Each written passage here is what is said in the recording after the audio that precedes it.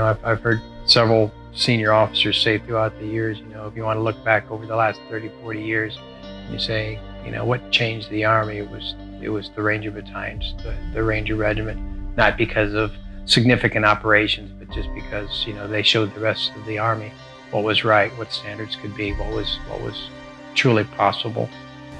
The World War II Ranger Battalions were formed for one reason. They formed 1st Battalion because the United States Army, the U.S. military, had no combat experience. And so they wanted an organization to be put together that could develop standards that could be passed on to the rest of the military and to get combat experience.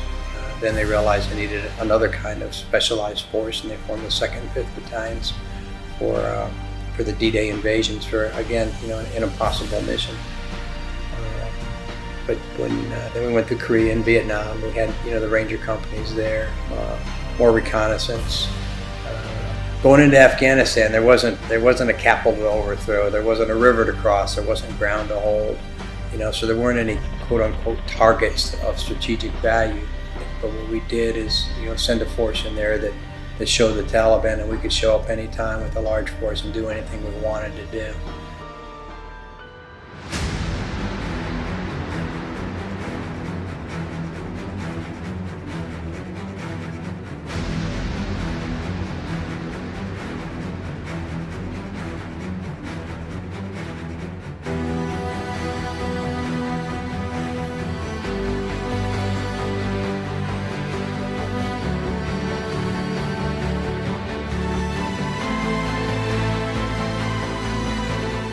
Multilateral airborne training. It's a task given to the Ranger Regiment in which they are tasked to seize a strategic area of importance to the enemy by massing combat power effectively on the ground and initiating some form of control while waiting for conventional forces to expand the air power.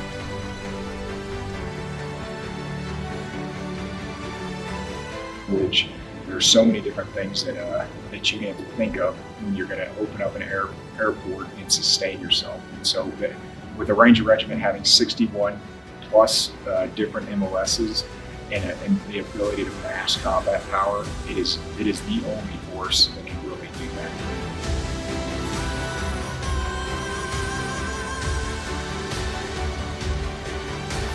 Every unit, every place, everywhere has their thing that they're the best at. And what Ranger Regiment's the best at is bringing highly trained, highly skilled, highly motivated assaulters to the ground as quickly and efficiently as possible to complete a no-fail operation for greater operational purposes.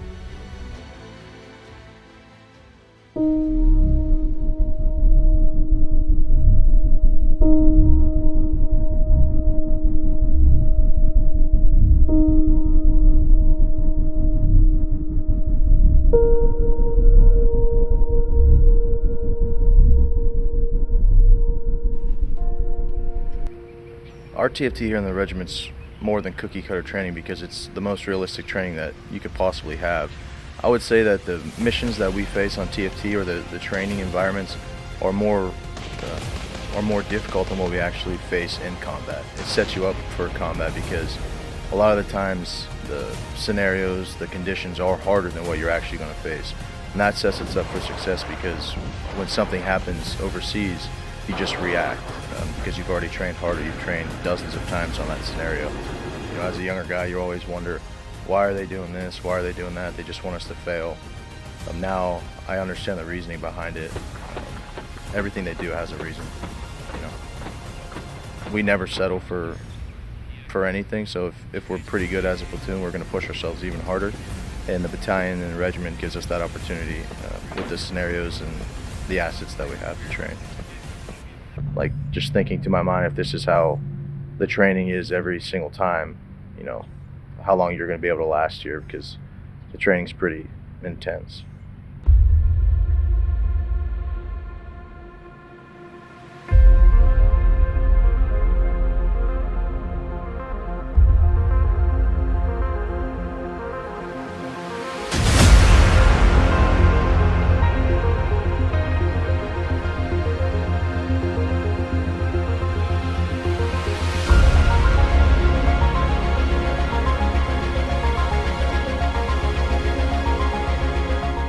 Everyday life in the 75th Ranger Regiment makes you a better person because of the high standard we are all accountable for.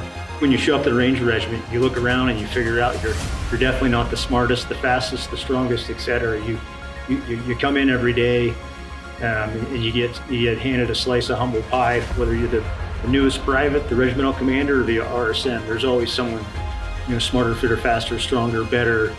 We must improve ourselves every single day. We must improve the 75th Ranger Regiment because our adversaries are doing the same thing.